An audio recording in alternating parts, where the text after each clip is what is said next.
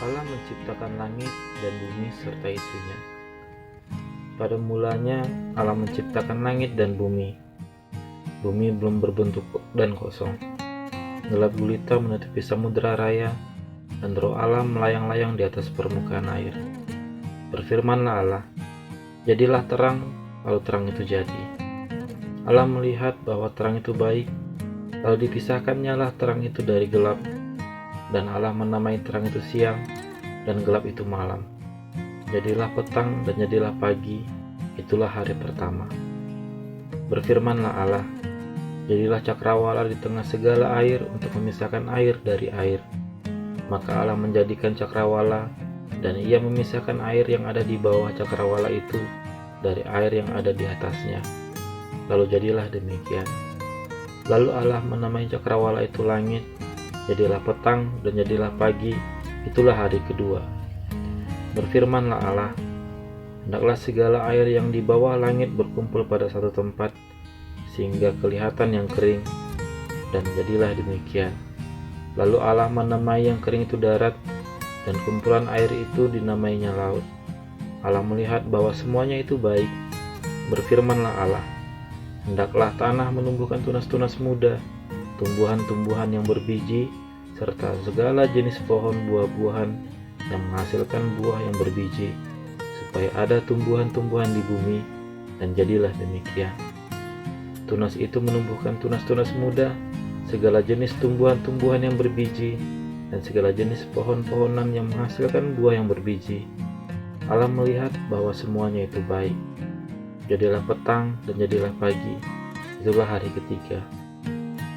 Berfirmanlah Allah, jadilah benda-benda penerang pada cakrawala itu memisahkan siang dari malam. Biarlah benda-benda penerang itu menjadi tanda yang menunjukkan masa-masa yang tetap dan hari-hari dan tahun-tahun. Dan sebagai penerang pada cakrawala, biarlah benda-benda itu menerangi bumi, dan jadilah demikian. Maka Allah menjadikan kedua benda penerang yang besar itu, yakni yang lebih besar untuk menguasai siang, dan yang lebih kecil untuk menguasai malam, dan menjadikan juga bintang-bintang. Allah menaruh semuanya itu di cakrawala untuk menerangi bumi, dan untuk menguasai siang dan malam, dan untuk memisahkan terang dari gelap. Allah melihat bahwa semuanya itu baik. Jadilah petang dan jadilah pagi, itulah hari keempat. Berfirmanlah Allah, hendaklah dalam air berkeriapan makhluk yang hidup, dan hendaklah burung berterbangan di atas bumi melintasi cakrawala. Maka Allah menciptakan binatang-binatang laut yang besar dan segala jenis makhluk hidup yang bergerak, yang berkeriapan dalam air, dan segala jenis burung yang bersayap.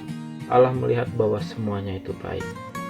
Lalu Allah memberkati semuanya itu, firman-Nya, berkembang biaklah dan bertambah banyaklah, serta penuhilah air di dalam laut, dan hendaklah burung-burung di bumi bertambah banyak.